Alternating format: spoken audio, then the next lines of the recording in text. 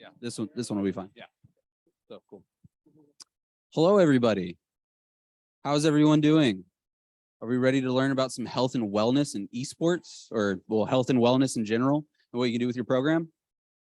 So we started off this the last session with this question. I think it was a really good question of what is everyone hoping to get out of this presentation? What questions can we answer for you guys? Or keep in mind as we're moving.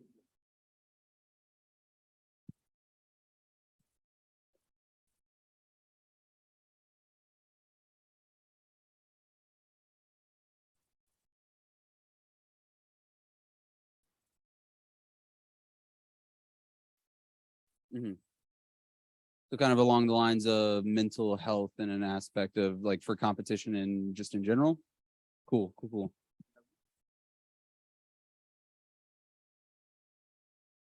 Okay. That's super important. Cool. That's amazing. I think we'll definitely be hitting some of that. You had your hand up?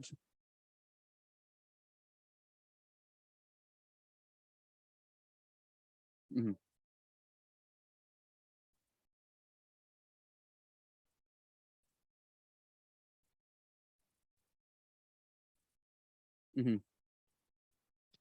Mm-hmm. We might not have specific data points in this presentation, but we'll definitely hit key areas. Connect with me afterwards because there is a particular coach that I've been keeping track of on Twitter, and he has a lot of on his entire page of practical data and training techniques and types and stuff that you can use for esports players.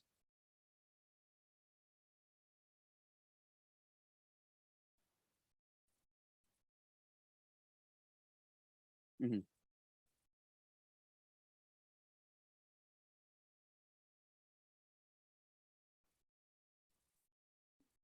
Mm-hmm.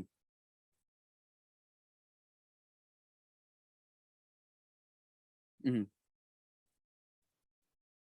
Mm-hmm.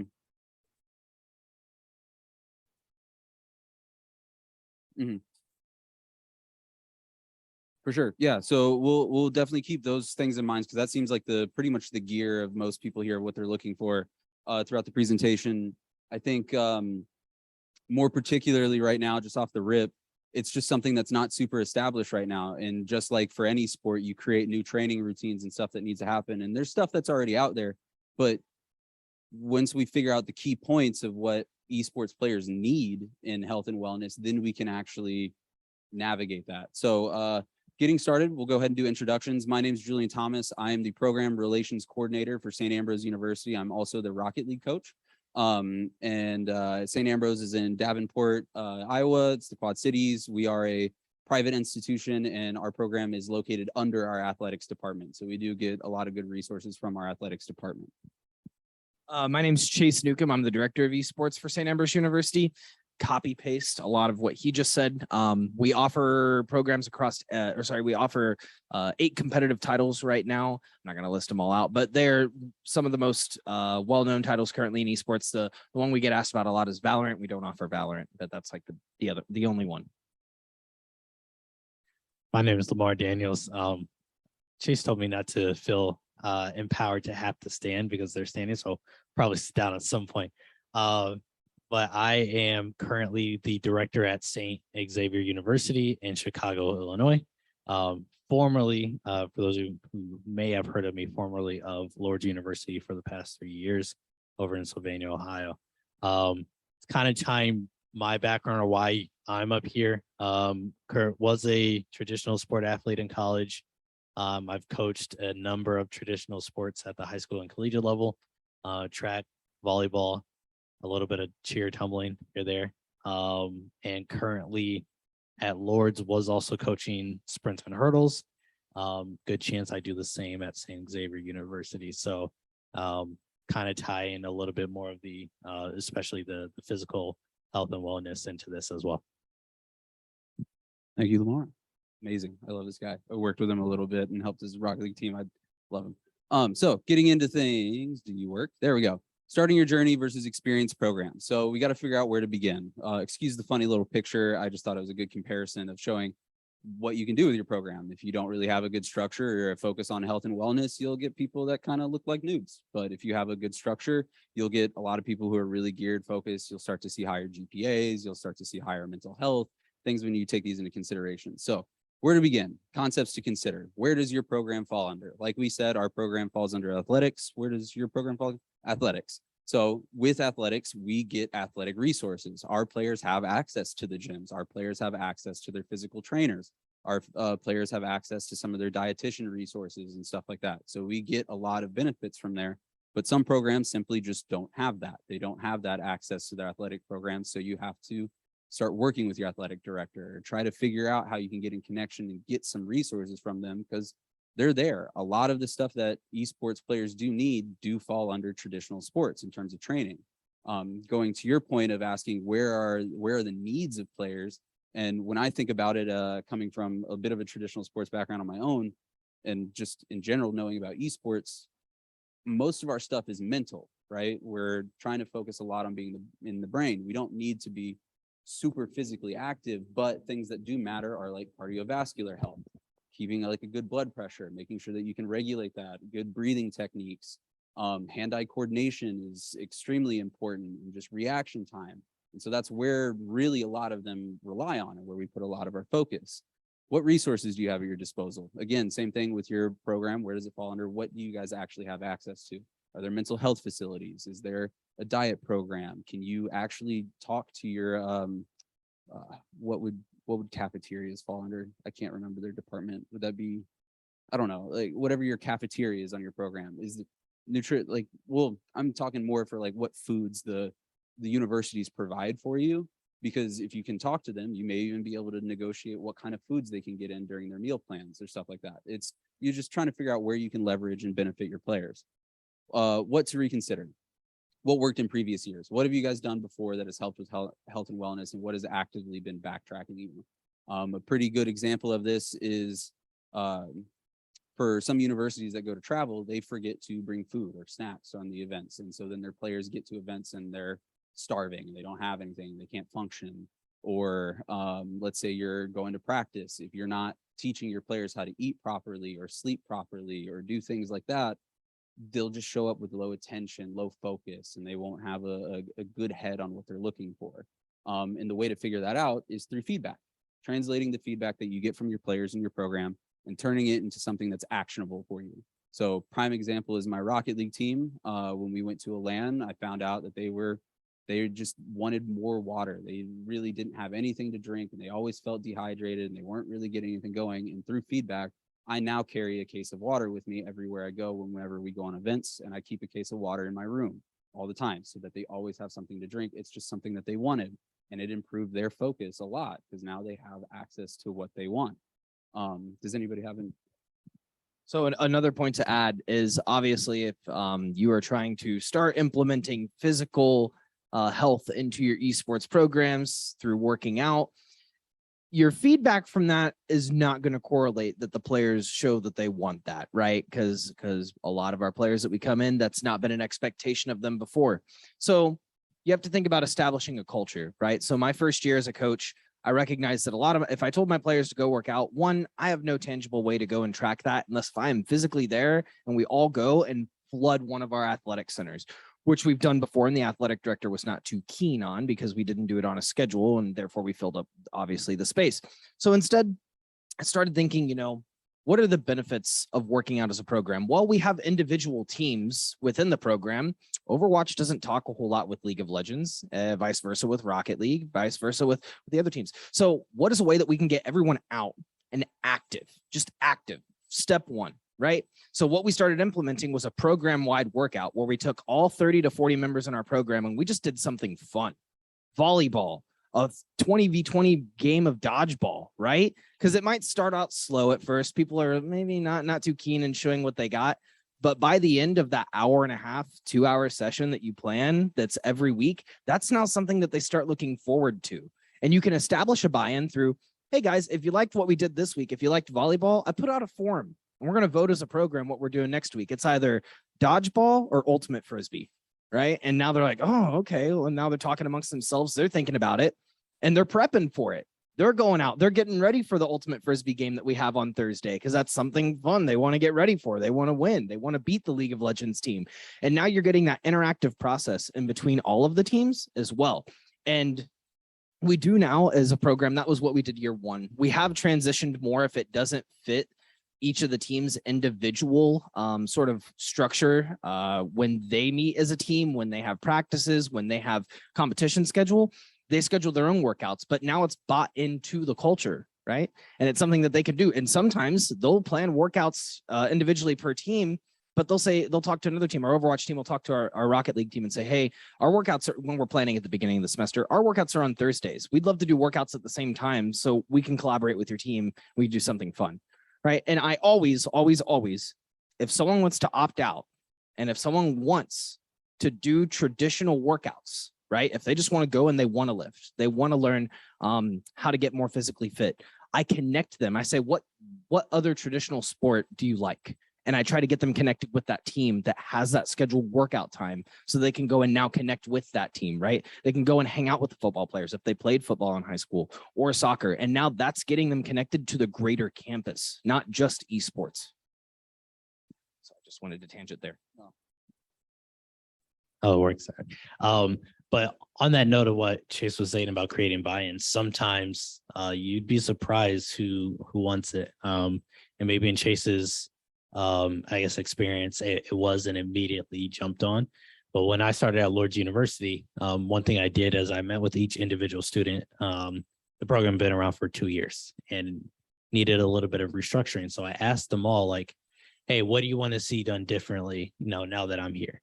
And initially I'm expecting, oh, we want to go travel or we want to play in this tournament, do this or that. And I did get a lot of that, but uniquely enough, I had a number of them individually say to me, we want a workout plan. And this is all individual meetings. So it wasn't like someone said it and everyone's like, oh yeah, I think that's a good idea. It's meeting with people one-on-one, and a lot of them were all saying it themselves. So sometimes that buy-in is just kind of there and they don't necessarily know it, or you don't necessarily know it. And sometimes it really is just asking and seeing how you want to do it. And then later on, I'll be able to kind of speak on like how we implemented that. But sometimes it's just, your players are wanting that and wanting to have someone to help structure them for that going forward. Then finally on this slide, we have establishing a routine. As we all know, with just working out in general, if you're a physical trainer in any capacity, you know that consistency is the key to actually improving.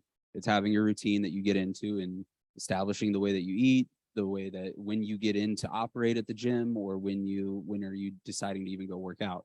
So for an esports program, obviously having center hours, sleep is huge. Sleep is huge for your mental health and everything. So making sure players get out, actually go get some sleep. Eating hours is a little weird one, more of an eating plan, right? Tell them what foods are really good for priming the brain, improving critical thinking, improving your health so that you have a good gut health while you're focusing, and then having good workout hours. Obviously that's with us doing a weekly workout. And just a little side note before we go on to the next slide, you got to remember a lot of your players coming to this probably have actually never been in a traditional sport. This is what they've done most of their time, is play games. Some of them do have a traditional sports background, and you can fall on that and put them in a pretty easy workout plan. But you got to remember, you're introducing a lot of these players into new workout structures, into actually training their physical health. And so that's why we do the game, like a game focus. You get to focus on continuing to use your mind and have critical thinking and try to learn a game, but there's not the stress of, okay, I need to hit this weight goal. I have to get all of the crazy stuff that comes with workouts that will overwhelm a lot of these players. That's just not what they're interested in. When routines just become implemented, they're not routines anymore, they're behaviors, right? And that's what we as coaches and directors need to strive for, implementing healthy behaviors. That's what this panel is all about.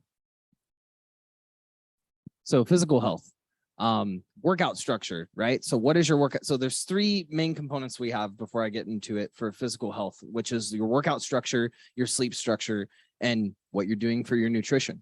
Now, I'm actually going to let Lamar and Julian talk about this a little bit more, since they come from a traditional athletics world. I did wrestle for quite a while, but I wouldn't say wrestlers have the most healthy workout structures at all. So I'm gonna toe it over to them.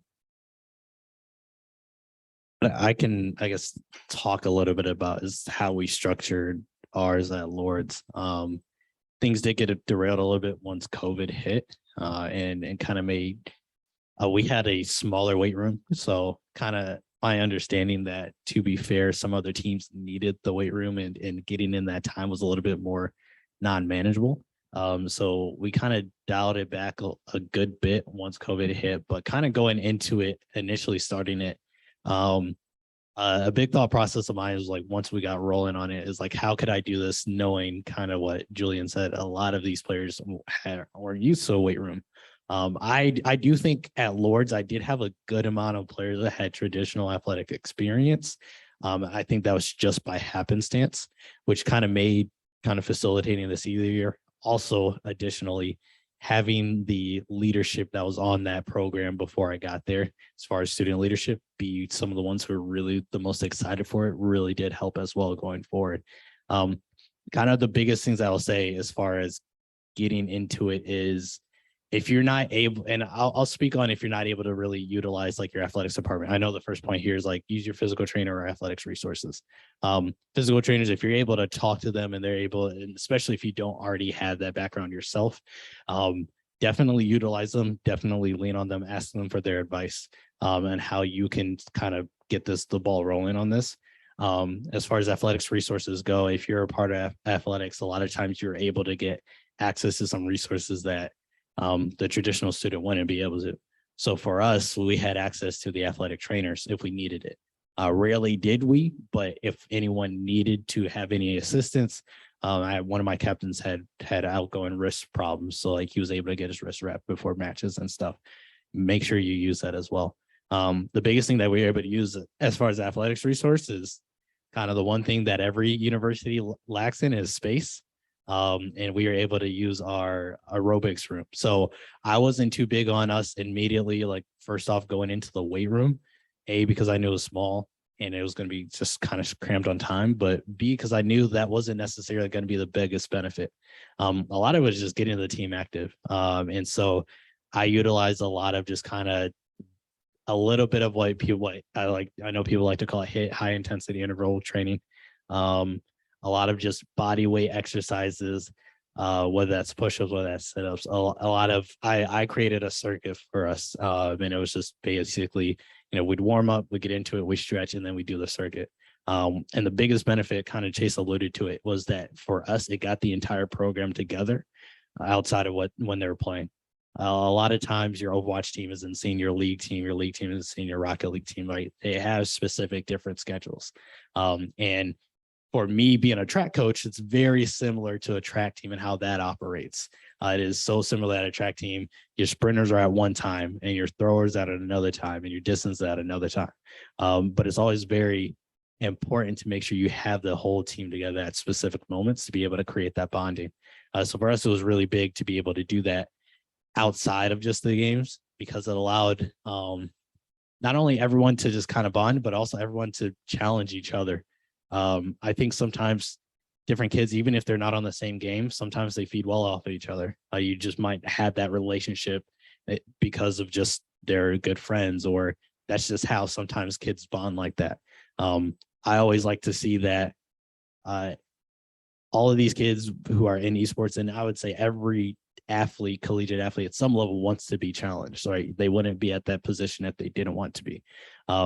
Playing esports and playing ranked itself is a challenge in itself. So you already have kids who like to challenge themselves. And so we put ourselves in a position where it was all of us kind of challenging each other to kind of fight against yourself.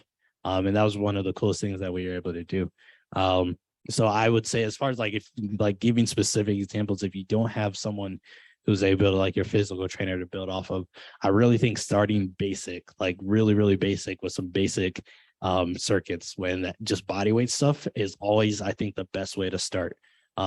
Because not only does it help everyone build up the basic body skills to be able to, if you want to move towards something more, I guess, strenuous, but also because it doesn't allow anyone to kind of be I guess for the most part, like single it out per se, right? If you get in a weight room and someone's like, oh yeah, I'm going to come in here and like bench 150, and you have a kid who's like struggling to get up like 60 pounds, right? That's a clear indicator. Whereas like if you have multiple people who are, everyone's struggling to hold up a plank, like, yeah, someone might come down a little bit earlier or not, but everyone's like really focused on what they're doing themselves, right? So I think that's like a big thing on when, if you start to implement this, like body weight stuff is going to be the best thing you can do going forward. Hello. Yeah, there we go. Perfect thing about workout structure. I think he explained it extremely ideally. Your focus is going to be on generating critical thinking, and funny enough, this just popped in my head, so I wanted to pop it in, is like training them with posture, right? Teaching them exercises that'll actually give them proper posture because they are sitting there for a while. But going into sleep, this is one that I'm very passionate about. In my opinion, I think sleep is an epidemic, or lack of sleep is an epidemic right now, and people aren't taking enough credit for it. It is solely responsible for the way that you actually learn and the way the brain functions with sleep patterns and repeating them over and over again. The idea of gamer hours, or I'll grind until I'm pro, it doesn't work. You're actively backtracking and hurting yourself. You need to be teaching, as a director, as a coach, you need to be teaching your players how to get proper sleep. And if they don't think they have enough time to go pro, it's because they're not efficiently practicing. They're not efficiently taking care of what they need to do to improve. And sleep is the #1 way to do that. I'll just finish it real quick, but it's responsible for retaining all your information. Your brain's like a sponge. When you wake up, it's dry, and you have to go through the day, soaking up all the water, whatever that's going on, and you have to sleep again to completely like expunge the sponge. That's a weird word. But you have to do that completely to dry up the sponge so that you can learn something new the next day and actually retain that information. You're constantly training over and over again, sitting there, spending time on the game. You're just pouring water on the sponge, and you're going to end up losing it. You're just going to end up wasting time. I can link you guys to a documentary later, but it's a TED Talk from Dr. Matthew Walker, who's a sleep specialist. It's really important to just understand the effects of lack of sleep because for example, the graveyard shift, I believe, is now linked to either class 3 or class 5 carcinogen and directly linked to cancer. And so having a lack of sleep increases your rate for cancer. And then lack of sleep is also directly linked to all, I don't have it up there, it's on the next one for mental health, but it's directly linked to all like mental diseases like depression, anxiety, everything. All of that is linked to lack of sleep. If you have one of those, you do have a sleep or lack of sleep issue. And then linked to inconsistent sleep, diseases and focus, or decrease in focus, and linked to cancers and Alzheimer's. Like sleep is massive. I could go on a 7-hour spiel about this, so I'm trying to keep it brief about sleep and how all that works. So they say a student, or a person, not even a student, a person can only keep focus for an hour and 15 minutes at a time. And for clarification, most program practices, at least from me talking with other directors, are anywhere from 2 to 3 hours long, right? And that is an hour and 15 minutes of with a full night's of sleep, right? If you don't get a full night of sleep, your attention span for focus is greatly decreased. So when you put students in a practice environment and you're telling them that they're going to get better if they practice, it's not focused practice if they aren't focused, right? So that's why it's important to take a break in the middle of your practice. If they're done with the game, if they're finishing middle of a scrim, let them go use the bathroom, let them get a drink of water, let them rest their brain for a second, pull away from that focus, and then re-engage, right? But also remain cognizant. If you have a player come in who's yawning and tired and say, I was up till 4 a.m. grinding last night, I'm tired.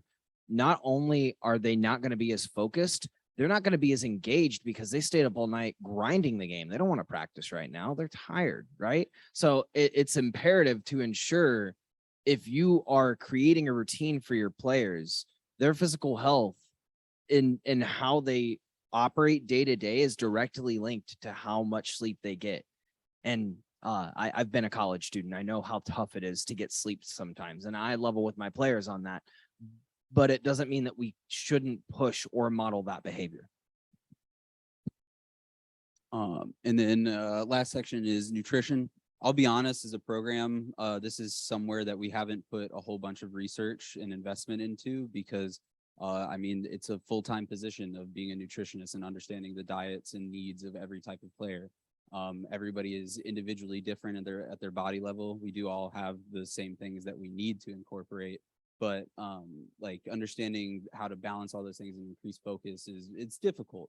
But there are areas and little cheats that you can get around with it, making sure that you eat at proper times, not just scarfing down a bunch of food before you go to bed because that'll ruin up your sleep, or eating really like eating McDonald's every day. Like that's not good. Or eating a big meal right before you go into practice. You got to remember your blood is going to go to your gut health to try and digest all of that. That's not going to be going to your brain to help you focus on your event and what you're doing. But you can also kind of cheat it a little bit by as a program, giving your players an actual diet plan, giving them an idea, a schedule. Here's how you should be eating. Here's how you should respond to different hunger issues that you're feeling, right? Like, are you just hungry because you're stressed?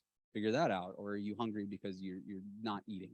And that was my biggest issue as a student is I would literally just not eat. I'd wake up, I'd go to class, I'd spend the whole day, I'd go do my sport, I'd go do esports, and I'd realize at 11 p.m. at night, all I've had is a granola bar and a bottle of water.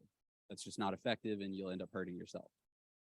So then another one kind of going into nutrition, and this is one I've been implementing, is like game day snacks, right? Making sure that my players have quick, fast, digestible foods that will give them quick energy that they need for the competition, right? So things like apples or fruits, things that are easily transitioned into energy for them, like that they need straight away. It's harder to give them things that are going to digest over a long period of time because, again, your gut has to go focus to digesting all of those, and you can't actually apply it to what you're doing. But if you do have a healthy diet plan, and again, we're not nutrition experts, so this is an area that I'm still diving into and trying to figure out. I don't know. Do you have anything on nutrition?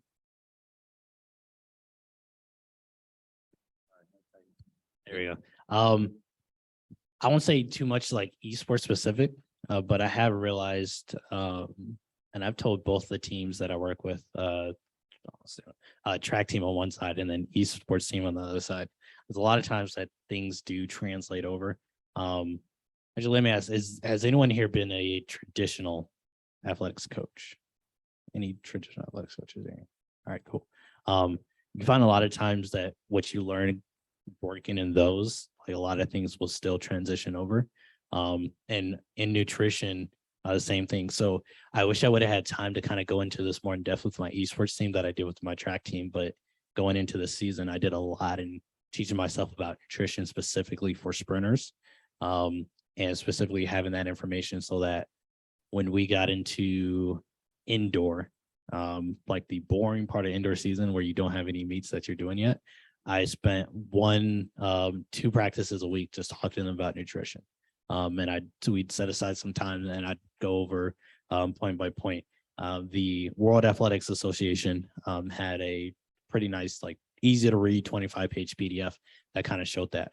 And also at the same time, like even if you don't have the time to present this to them yourself, if you're able to find some things on the side and give them to them as reading, maybe over winter break, maybe over like, I don't know, some schools do like a fall break, that can be a big help as well. A lot of times nutrition that you see, yeah, there's going to be some sports specific stuff, but a lot of times if you see something from another sport that seems pretty general, a lot of times it's still going to help your esports kids out as well, because usually a lot of times kids get to this point in their life in college where they've been, obviously for the most part, someone's been making food for them like their entire life growing up. So they don't really have the general knowledge about what's good or what's not. They might have took a nutrition course in high school, but for the most part, it's been, no pun intended, fed to them, right? So in this case, you can, make sure that you start them thinking about it on their own. Thank you. The last thing that I'm going to add on nutrition is just like how we talked about with workouts, and just like what Lamar just said, they don't really know what they're doing. So a lot of what you're going to be trying to do as a director is providing a basic game plan that is going to teach them how to improve these skills over time, right? Giving them a basic just game plan of how to meal prep or how to get things together or what snacks that they should keep around. Because if we really think about it, and we both hate this, but the gamer stigma, if you think about it, I sit in my basement in front of a screen chugging Mountain Dew and Doritos, right? That's not really going to help me out. So teaching them what is, as Booker's drinking some Monster. But I just wanted to add that little bit in because it's I would love to have a lot of specifics, a major game plan, something, a excellent program that exemplifies hitting all these qualities perfectly is Astralis over in Denmark for Counter-Strike. They have dietitians, physical trainers, mental, they have everything. And there's a whole training plan that goes into it. But that's at the professional level. We have kids that are coming out of high school that have no idea what's going on with anything. They're just here to game, right? We're supposed to lead them down the right path. And by providing them just simple basics, we put them above 90% of other people that they're running into. So The big thing that we're gonna that we've alluded to a lot so far in this panel, and that I just like to refocus back to, is establishing a healthy routine. If things are sort of intermittent, and if you're not modeling that behavior consistently, and if it's inconsistent, then you're not going to hit any of these marks in mental or physical health. And they are two sides of the same coin. You need both. So touching on mental health, which I love touching on mental health. My first point here, meditation. So meditation improves critical thinking and emotion. And in our program at St. Ambrose, we require all of our students to have 5 minutes of meditation before they play. The reason why we've done this is, just as Lamar mentioned, where there's a lot of correlation between traditional athletics and esports. We did a lot of critical thinking in the last few years of what other correlation is there if there's correlation with traditional athletics. And we looked back to the 1950s, 60s, 70s with chess, right? They're not doing a lot of physical activity when they're playing chess, but there is a lot of mental activity when they're playing chess. So we started looking, what do chess grandmasters do to prepare for a match against another chess grandmaster? And most of them get up in the morning, they run, and they meditate. It's in if you look across all of their routines, that's what they do. And so we tell our students, we like saying this phrase a lot, we can bring a horse to water, we can't make him drink. We teach them how to meditate. There's a great a Netflix original called Headspace, and it's based off of a meditation application. I recommend you go and watch it. Every session, it's 20 minutes, and the first half breaks down that meditation method. The second half leads you through a guided meditation of that method. And there's so many different methods for meditation. And the great part is, it's sort of a pick your flavor for what you want. Each are going to benefit you. Just decide what you want, what meditation practice you want to engage in. So I tell my students, we teach them that during the boot camp. We show them how to meditate, and the rest of the year it's up to them, right? I cannot sit and make you count to 4 and count your breaths breathing in and out. A simple action that calms your mind and prepares you and refocuses you and primes you for the activity that you're about to engage in. But what I can tell you is it works, and it's proven to work. They talk about it in the Headspace documentary, but they put they brought in General Joe Schmoes in, that general people throughout the public, and they put them under CAT scan machines after showing them briefly how to meditate, and asked them, meditate. And they looked at the electrical waves that was going on in their brain between the different neurons in their brain firing off. And the electrical activity of regular people compared to, they brought in Chinese monks who meditate day in, day out, every day. And they asked them to do the same thing.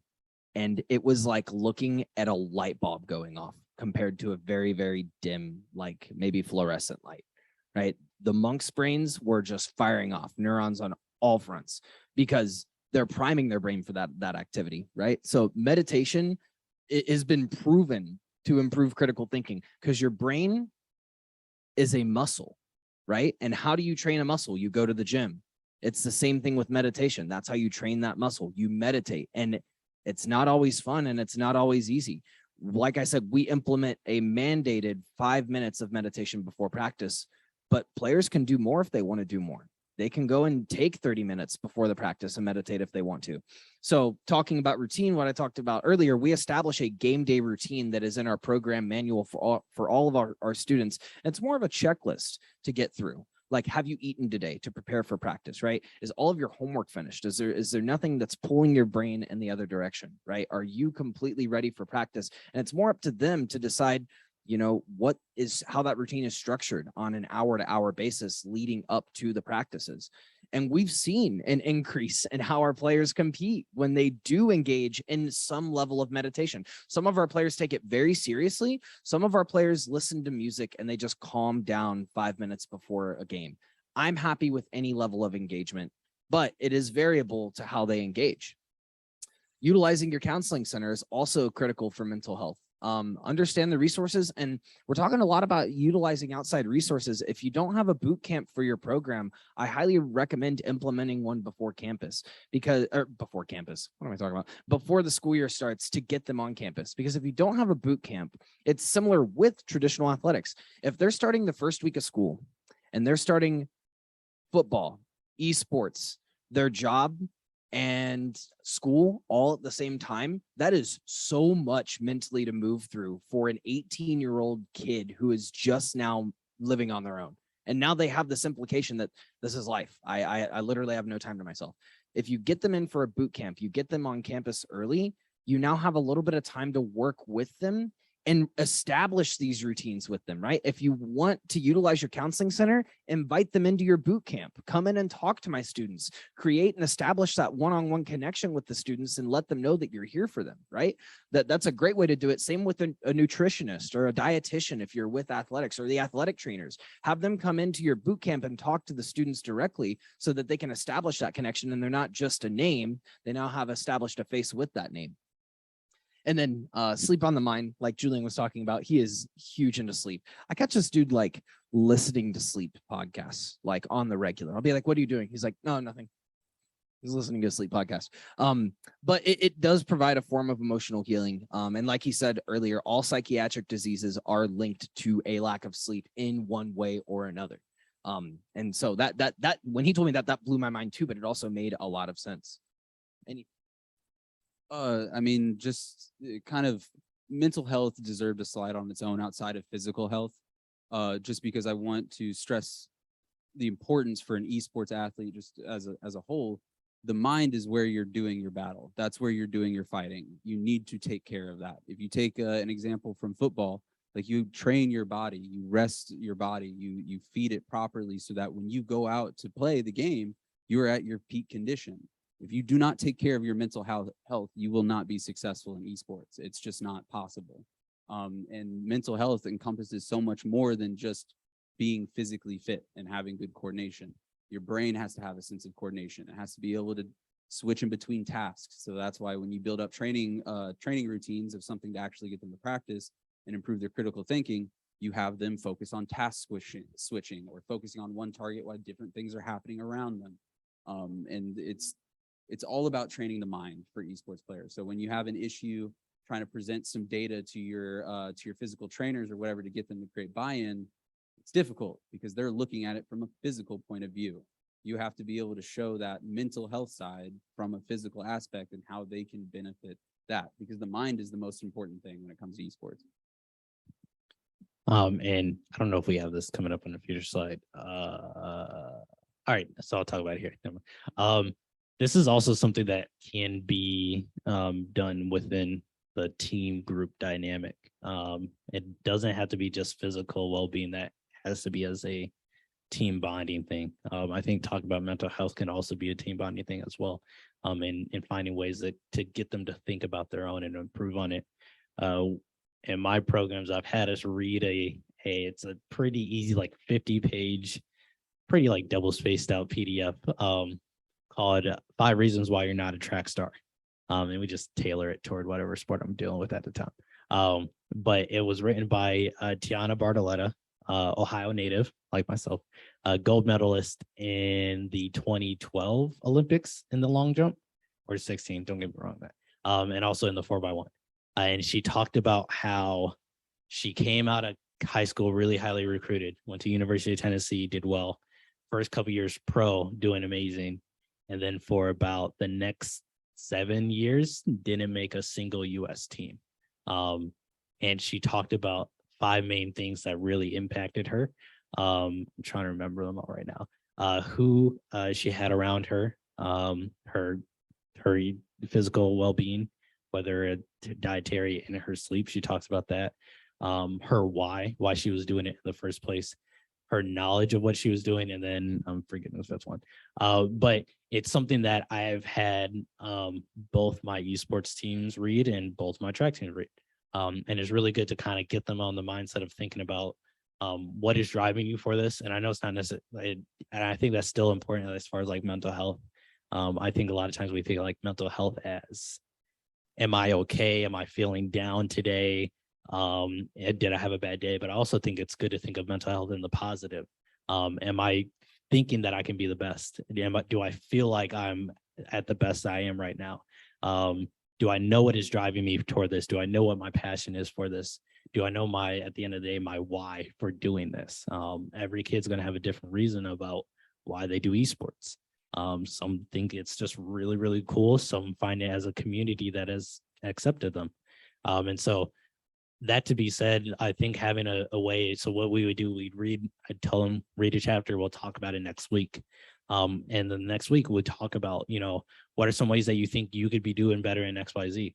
What are some ways that you feel like you have been slacking in your why? What are some ways that you've been down in your physical health? And you kind of get surprised as like what kids will be willing to speak up. I had probably like my quietest kid ever, and I can't remember what chapter it was that we got to, but like out of nowhere he just started chatting whenever we and then from like that moment on just kind of opened up and felt more comfortable talking to just the rest of the team members, whether in those sessions and then kind of going forward out of that as well. So making sure, I think it's good to have that be a group effort as well, because it kind of shows the team like, hey, this is something that we're all trying to make sure that we do together. Yeah, and then you're establishing buy-in across the entire team because they all are trying. We talked about challenging each other. They're challenging each other in that aspect. So burnout. If you're endemic or non-endemic to esports, let me put it like this. I asked everyone in a room earlier if they've ever dealt with burnout, and everyone raised their hand. There was not a single person who did not raise their hand. Everyone did. Burnout is huge within esports because it is very demanding within esports. So support is the cure, not just taking a break, right? You can only mitigate and add preventative measures for burnout, right? And I think focused practice, like we talked about earlier, is one of those ways. If you have a kid who comes in, he's gung-ho and he wants to get better and he's trying to prove himself as a freshman and he plays Call of Duty for 12 hours a day, how long is that not just going to be sustainable for himself, but for his teammates who he's asking at midnight, hey, you want to group up and play COD? And when they say no, because it's midnight, now that gives him a negative perception. Well, they're not trying as hard as I am, right? That's not the case. And they have that misconception because that's what's been presented to them their entire life. So this isn't just a collegiate esports problem. This is a pipeline esports problem. This is an issue on the middle school level. This is an issue on the high school level. This is an issue on the collegiate level. And this is an issue at the professional level as well. Burnout happens. And so showing your students that you support them and explaining why it's not beneficial for them to just quote unquote game instead of train for 12 hours a day on their specific game, it's going to have a negative impact over a long term. And if they don't agree with you and if they don't listen to you, just wait until they come to you about their burnout. And then you go, oh, crazy, right? So I think that comes with establishing clear expectations from your players, right? And we talked about it in the last section or last session with organizational structure, but establishing boundaries, right? Even in esports, we talk about burnout with students. We don't talk about burnout with coaches. And that's a thing. That's a huge thing. Us as coaches and directors have a lot on our plate that we have to get done. And we don't bring mental health to the forefront. There's a thread on Twitter, and I shouldn't be promoting Adam Antor's Twitter, but I am. Here we are. If you go to Adam Antor's Twitter, he talked about this on Sunday. And he said, how many people have had a mental health attack in their tenure within esports? And that thread started with 2 people. And by the time I got done reading, there was 12 different people sharing their experiences, including myself. And I'm about to share that. My first year as a director, I was out of town, and it was the first break I had taken in quite a while. I want to say almost 2 years. to get out of town. It was a 3-day weekend. I decided to go to Tennessee to see my girlfriend's family.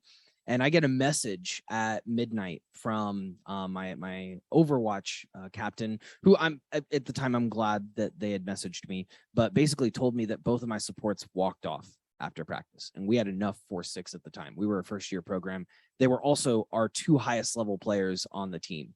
And this is my first break, right? Ever. First night of my first break in years.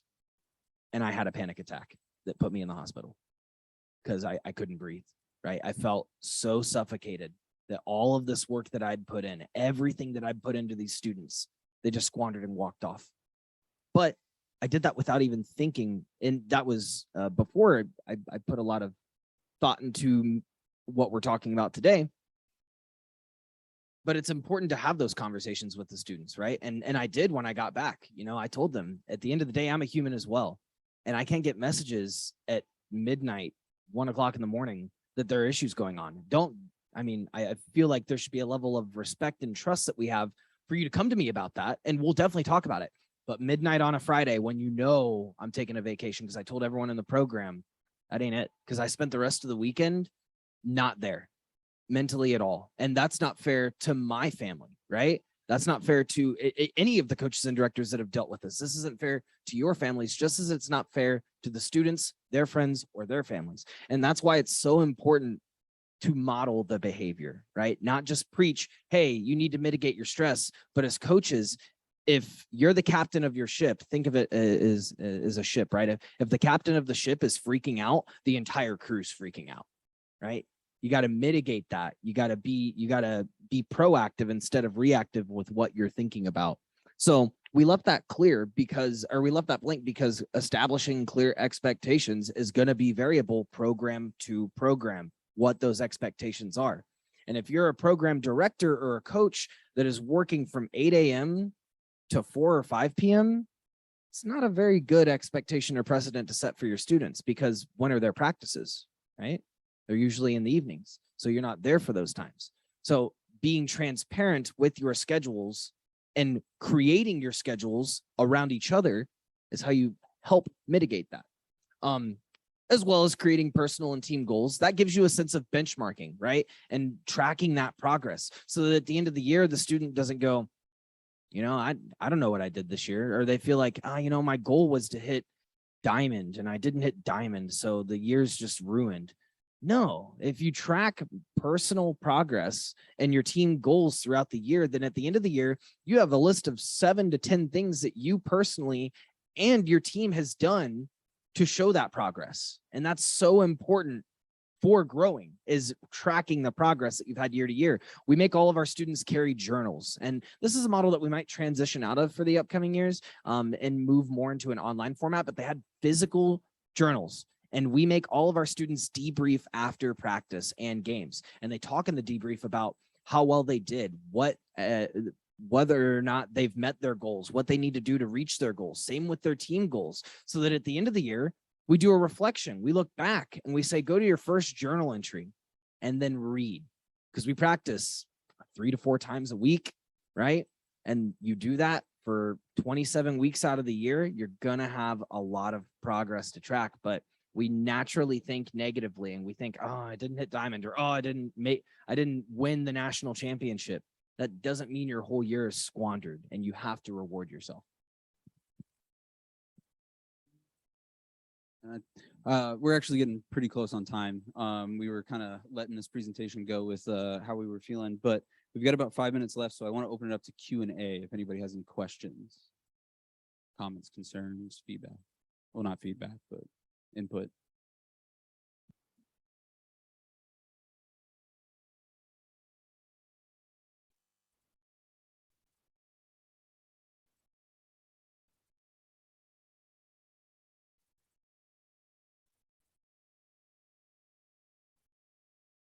Mhm.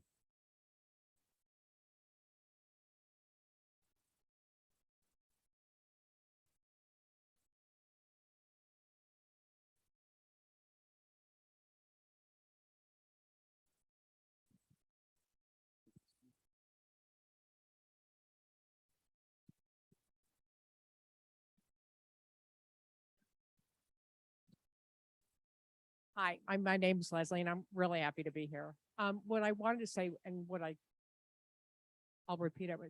A big part of this is just knowing what to do, because who of us went to college for phys ed or sports science or any of those things? So, I we've been training Cloud9 for the last 4 years plus, and the Red Bull performance teams, and we took everything we've learned and we put it into an app. It's built for you. I'm not here to sell it to you. I want to give it to you. I just want you to have the tools for nutrition, lifestyle, sleep, mental conditioning. And if you want to check it out, use a dashboard, play with it, learn about it, decide if you want to give it to your players. I'd be thrilled, because I'm so glad. I mean, I think it's amazing, as someone who's been in the space for a while, that we're even having this conversation, that you're having this session. Like, nobody talks about this. And it's Fit Gamer. Yeah, just if you want to know more about it, like, I swear to God, I'm not here to tell you everything. It's called Fit Gamer. But I'm so excited that this conversation is taking place. I can't thank you enough for doing it. Thank you so much. So first off, I just want to thank you guys for, taking the time to kind of lead this conversation. I think this is something that's not talked about a lot. And I know, like, the main theme was like for individual programs and whatnot, but I just wanted to speak from personal experience. I, like, going into my third year, I was kind of burning the candle at both ends, and like telling my kids to take, hey, you need to take a break, but I wasn't taking a break. And I had a lot of like major health issues that popped up. And like my doctor was like, hey, like whatever you're doing is like killing you. So you need to like stop. So it came to a point where I was like forced to take a break. So I just wanted to kind of echo to everybody, like, if you don't take a break, like your body will make you take one. So like I'm learning now that like the work and stuff that I have to do, if it's like I can take it home, or like if it's not super pressing, it can wait till Monday. Because like if like we run our individual programs and clubs and whatnot, and like if you're not there to do it, like you don't want it to like fizzle and fade away. So Thank you for sharing that so much. Because I mean, I feel like a lot of us in the esports scene are in that exact same situation in some capacity. I'm going to open real quick with something I've heard relating to that. If you don't perform system maintenance, the whole thing's going to fall apart and you're going to have to do it anyway. So just do it regularly. Like, think of it like a computer or a car. But this is more of a question.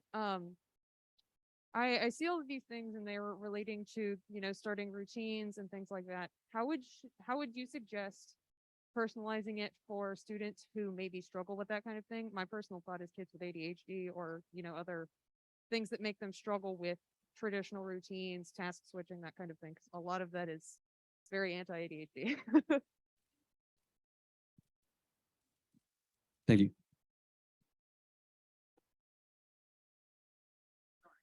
I'm very passionate about that, because we try to implement things into these programs that just fits for everyone.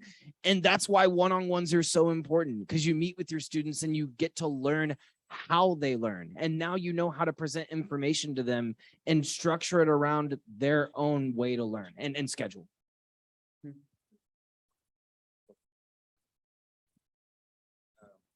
I've noticed that when I was a kid, I grew up legally deaf, I was picked on and all that kind of stuff. So I was bullied quite a bit. And so I turned to video games, and but I realized a lot of the kids play games because they don't want to be yelled at by the coaches.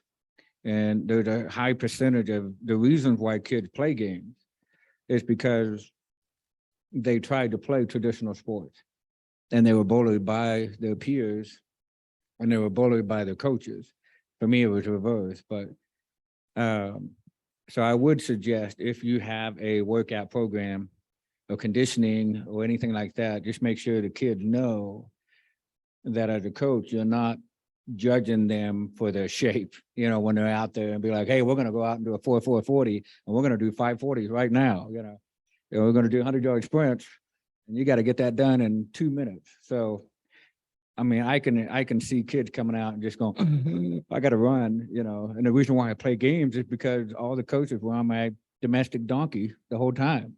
And so I'm excited, to see the kids come in and just say, hey, we're just gonna, I wish we had a swimming pool, but like swimming and basketball, dodgeball, and get some of that inner, maybe they can function together like you were talking about. But if you guys do plan on doing a conditioning or a workout with them, please make sure, that they're there just to have fun and get their heart rate up and, 20 minutes minimal at least. So something I just learned that I'm just passing on.